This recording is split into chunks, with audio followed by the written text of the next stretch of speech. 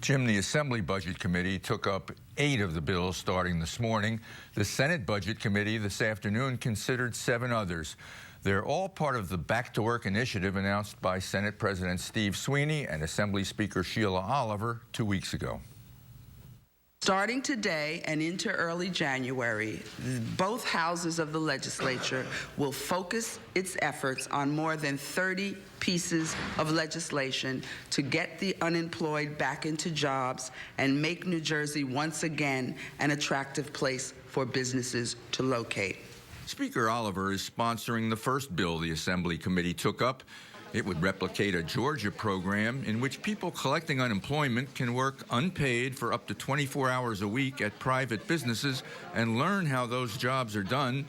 Business and labor testified in support of the concept, so the AFL-CIO had concerns.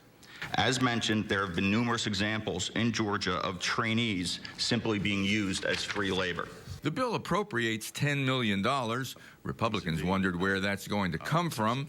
Democrat Lou Greenwald said it will come from the additional revenue created by putting people back to work. Republican Jay Weber. And I think it's the last thing that people of New Jersey want us to do. They don't want us to spend every dime we find between the cushions of the couch seat. They want us to be smart with this money. And so if we're going to spend $10 million more, I really think it's incumbent upon the committee and the legislature to find $10 million where you're going to cut. Greenwald replied, proactive measures are needed. To suggest that the state should look through its cushions, the reality is there are men and women who are out there right now who are unemployed. They are looking through their cushions for any dime that they can scrape together, not to buy presents this holiday season, but put food on their table. The 15 bills considered today change the business tax code, expand current job retention programs, and enact targeted tax cuts for high-tech and biotech industries. One would change the way corporate profits are calculated from 3 factors, sales, property, and payroll, down to the single factor of sales. One would create a $50 million so-called closing fund that the state could tap to close a deal with a corporation thinking of moving out or in. One would forgive student loans for college graduates who studied a field in need of trained workers in New Jersey. The business community is strongly behind the package. I think that this is going to be a bipartisan effort.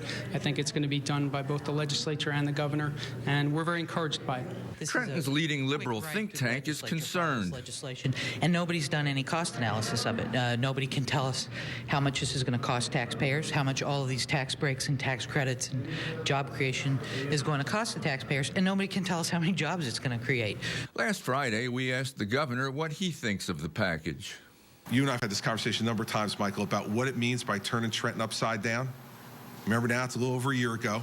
I said we were going to turn Trenton upside down. Here's another manifestation of turning Trenton upside down. Democrats are talking about business tax cuts in New Jersey.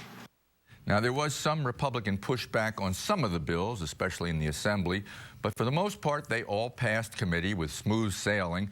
When we asked Governor Christie last week whether the focus on jobs took away from his effort to get his toolkit bills passed, he said he's confident that the Senate president can multitask just as he can. Jim? All right. Thank you, Michael. We'll look out for that.